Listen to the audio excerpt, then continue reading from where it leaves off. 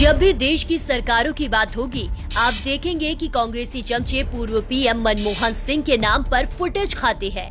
इनकी जुबान नहीं थकती ये बताते बताते कि मनमोहन कितना सच्चा, ईमानदार और महान अर्थशास्त्री था। चलिए इस भ्रम को दूर करते हैं और आपको बताते हैं कि मनमोहन की ये शांति और उसका महान अर्थशास्त्र देश को आज कितना महंगा पड़ रहा है।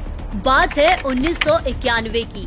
कांग्रेसी सत्ता की बेतहाशा लूट से त्रस्त हमारा देश आर्थिक संकटों से जूझ रहा था।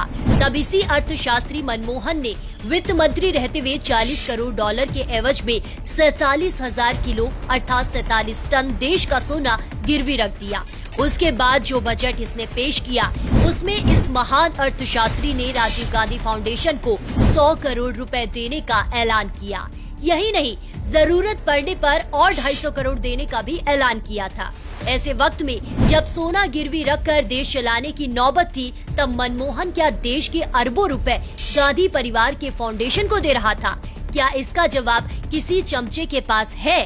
1991 के 100 करोड़ रुपए की आज क्या वैल्यू है, ये आप खुद भी समझ सकते हैं। इस अर्थशास्त्री की महानता के और कई किस्से हैं। मनमोहन 10 साल देश का पीएम रहा और इसकी सरकार में 3 साल तक महंगाई दर 10% से ऊपर थी। कुल 9 बार महंगाई डबल डिजिट में रही। वहीं आज की बात करें तो कोरोना काल की विपरीत परिस्थितियों के बावजूद महंगाई दर 6.71% पर है।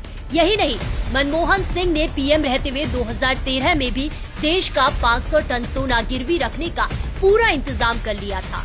मनमोहन के नाक के नीचे तमाम घोटाले हुए, लेकिन पीएम होने के बावजूद इसने आंखें बंद रखी।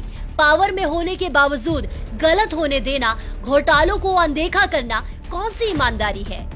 इसका महिमा मंडन करने वाले आपको ये बात कभी नहीं बताएंगे। जब कांग्रेस की सत्ता समाप्त हुई और मनमोहन ने देश का पीएम पद छोड़ा, तब इस महान अर्थशास्त्री ने देश को विरासत में दिया। एक बदहाल अर्थव्यवस्था, बेतहाशा महंगाई का दौर और विदेशी कर्ज के साथ हजारों करोड़ के ऑयल बॉन्ड की देनदारी।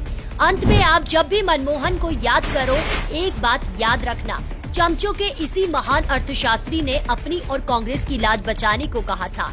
महंगाई बढ़ती समृद्धि का संकेत है। वित्त मंत्री रहते हुए जो मनमोहन गांधी फैमिली की आर्थिक स्थिति सुधार रहा था, पीएम रहते हुए जो मनमोहन गांधी फैमिली के इशारों पर नाच रहा था, जो देश के ऊपर एक परिवार को महत्व दे रहा था। समझ नहीं आता ऐसे मनमोहन को किस मुंह से महान अर्थशास्त्री और प्रधानमंत्री बताया जाता है।